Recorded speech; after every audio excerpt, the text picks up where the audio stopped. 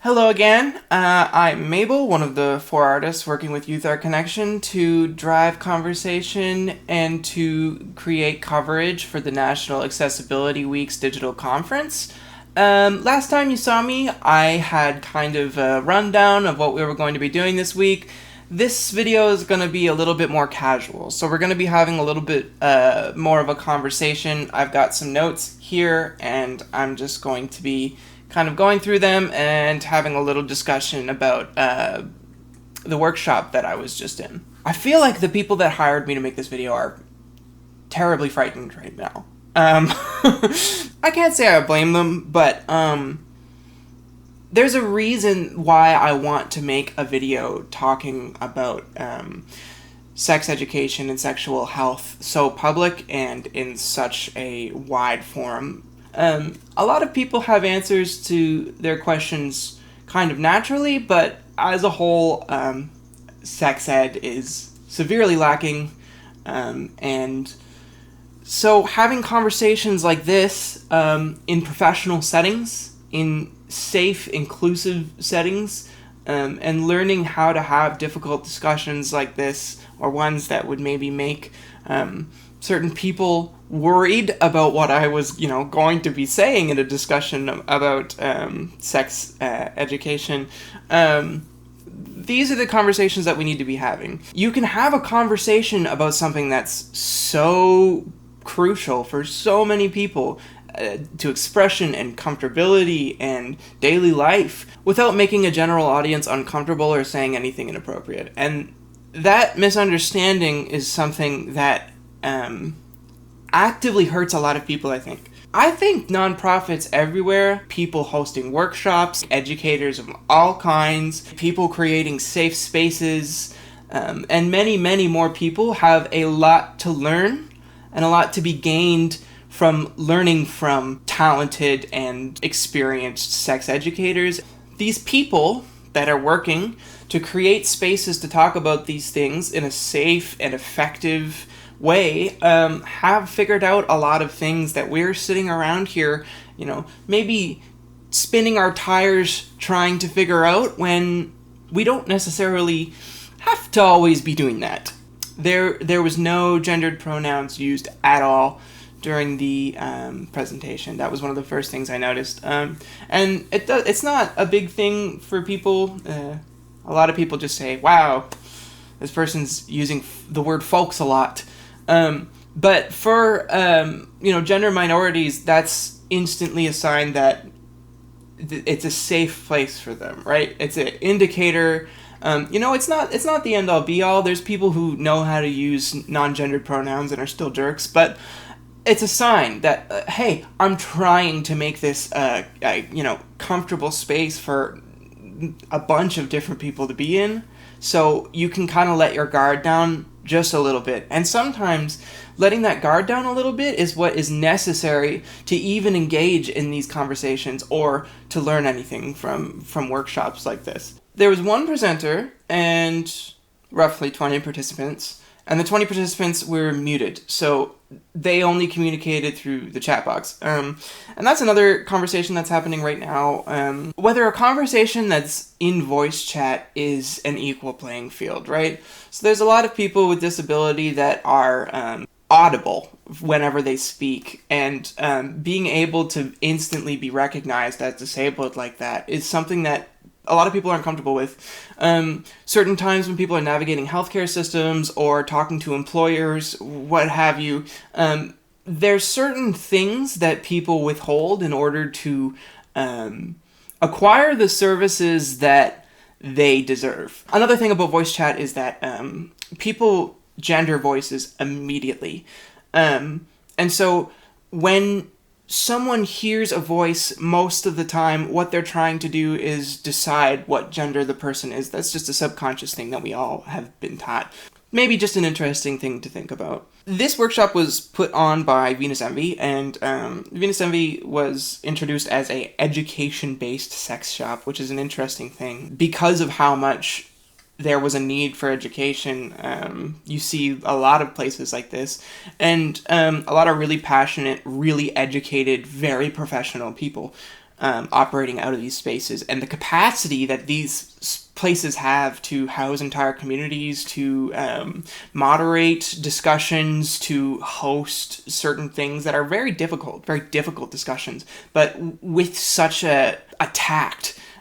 It's pretty impressive. Not mentioning that there are power dynamics that are way out of line, and, you know, rampant racism and sexism and homophobia and transphobia. Like,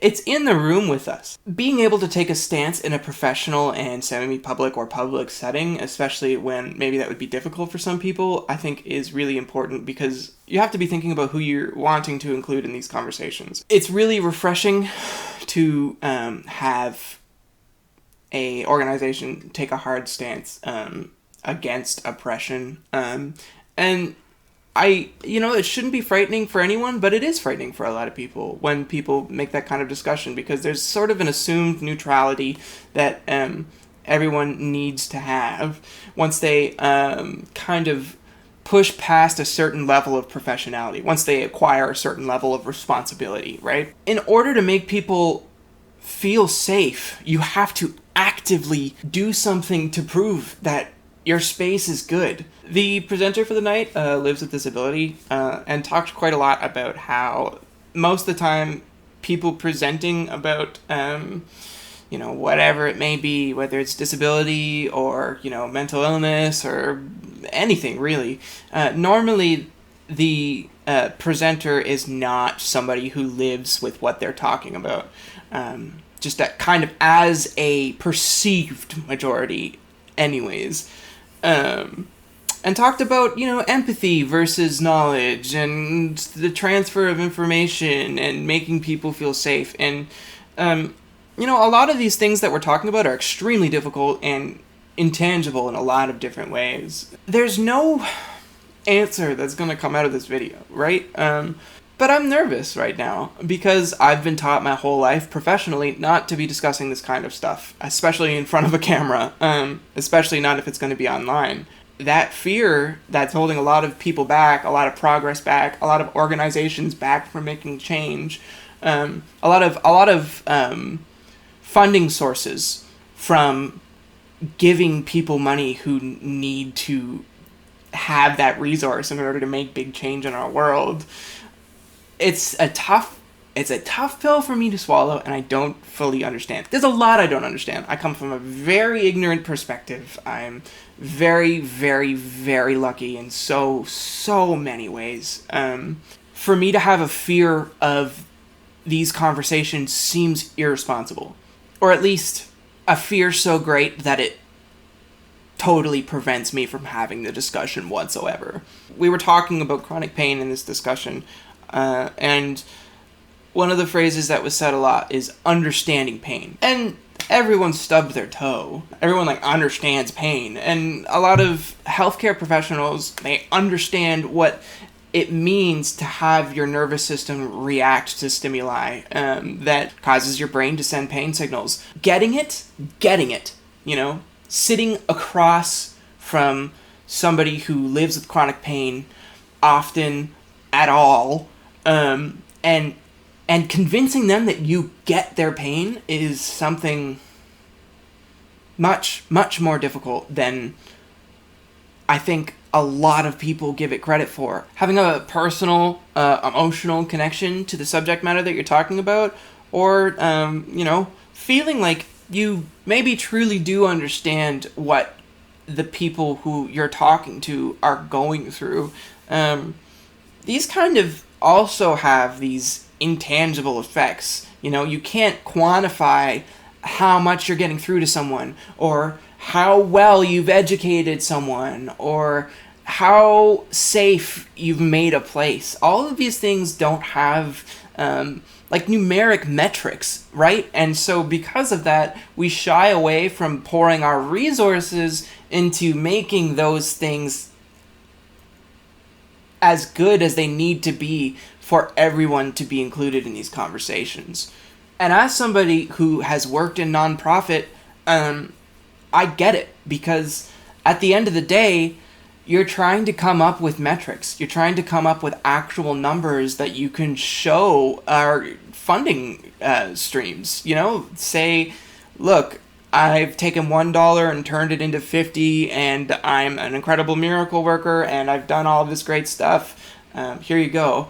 And when you're so focused on that, you can totally neglect all of the other things that you need to do to be an inclusive business or nonprofit or space or person in a world that's by default not so inclusive. Everyone is probably going to have a different comfort level with what we're talking about, and not everyone's going to be comfortable at all with what we're talking about. I think that's a wonderful thing. I think challenging how comfortable people are is something that's absolutely necessary. I'm not saying making people unsafe or putting people in harm's way at all, but being vulnerable, requiring people, especially people with lots of privilege, to be put in vulnerable situations in order to really fully understand and be educated about these intense discussions. Yeah, like,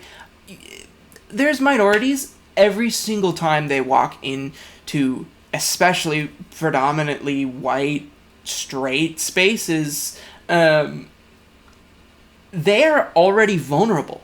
They're already vulnerable. They don't even have to say anything, and they are vulnerable. Because of that, maybe it's important to have people try to reach out their hand a little bit and say, look, this is wild. It's super messed up. There's lots happening.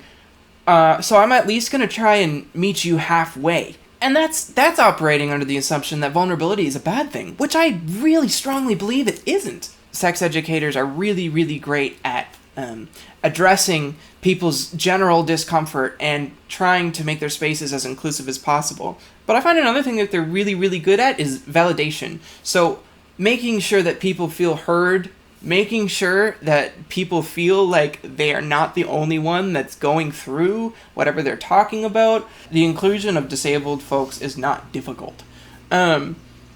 And that's something that I feel like isn't said enough. You know, we talk a lot about how it's difficult to know all the terminology, and it's difficult to, know people's disabilities and how it impacts them.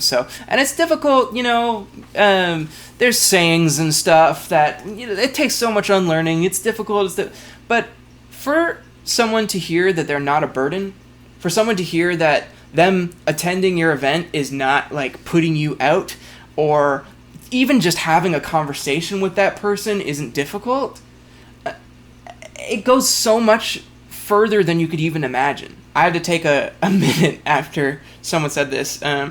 We probably know a bit more about our bodies than the healthcare professionals that are supposed to be taking care of us. The amount of times that I have heard that from so many different people in so many different situations. People can feel like they have to advocate for themselves to get what they need, when really the entire systems that they're trying to navigate exist to help them. They're supposed to be helping those people instead of those people trying to help themselves with the tools that are kind of held inside of a keep. What we can do a lot of the time, I think, is meeting people where they're at, acknowledging barriers that they face and real negative consequences of being put in real negative situations.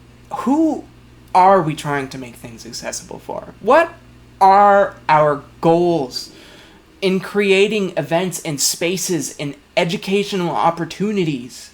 Why do we do what we do, and who are we doing it for? And is it the right way? There's so much that can't be measured in quantity within these conversations. And so much of what can't be measured in quantity is mandatory in order to get through all of these conversations, to heal, to grow, and to create relationships. Identifying the ways that the way we navigate the world is harmful to us and the people around us is crucial. Unlearning all of the things that, we've been taught that aren't good for the people around us it's impossible if we don't know that what we see is wrong or distorted. And at the same time, we aren't able to reteach ourselves if we're not forming new, positive, meaningful connections with the things that we've carried with us for our entire lives. We're in a state right now where the last person that people go to talk about their health is their healthcare providers, and the last people that people go to talk about their safety are police officers. Someone in the Reach Up association, actually I think it was Jess when we were on a call the other day, said something really wonderful talking about a resilience workshop that's coming up, where disabled people do not have a choice whether they want to be resilient or not, because of the fact that all of these things, they never stop. You never stop being a minority. You never get to turn it off. You never get to take a break. You never get to not be vulnerable. But if every person was maybe just thinking a little bit more about what they're doing wrong, what I'm doing wrong in my everyday life, so that I can try to be better in the future, what I'm doing wrong in my professional life, what I'm doing wrong as a person who's in a position of authority, how I'm making the people below me less able to access the resources that I'm trying to give out. This, of course, is more difficult to act upon professionally than it is to sit in front of a camera and yell about. But I just hope that having this conversation somewhat publicly, in a way that isn't polished, having this messy discussion about, gosh, so many things. Hopefully it gives one person one idea or one paradigm shift that makes something easier for someone else. And that's what this is all about, isn't it? In the end, we're trying to find actionable pieces of knowledge through this conference. We're trying to learn something, sure, but we're not learning for no reason. We're trying to learn to make people more comfortable, to make people have a better everyday life. It is getting very late over here, and I've been thinking all night about what actionable things that I can do in the following days, weeks, months, and even years to make the world a little bit nicer of a place to be in. Consider doing the same for a few minutes. Thanks so much for your time, and I'll see you whenever I see you.